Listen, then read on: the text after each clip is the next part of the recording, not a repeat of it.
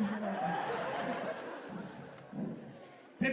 Те така се лежи, брат. А кажи ми, вака и кай жените ли лежиш? Не, ама на пусто можеш и има и друга варианта. Кое? Да бе, са по-рефлер. Да и на вас да ви кажа, поки ви лижате кай министъра. Да си знаете по гарант да чекате некој од вас. Гарант некој од вас кај да ќе лиже кај министърът. Ево, знае, јас да ми ви кажем на вас. Значи, Што си човек? кога идеш кај министър да лижеш, първо ќе си лапнеш 2-3 ментол бабончички, разбираш? Добро.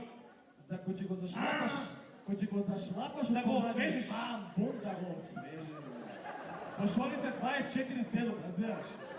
Нон-стоп работат, Значи, пошто тој е натапкано, па уште го е ватнес министър.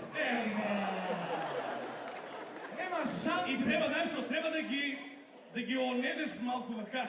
Малку? Пошто тој е горе ојдено и сега треба да го разтегнеш го, разбираш? Браво. И ако има ватенци да му дунеш, например, вака, не се. Обдува ја,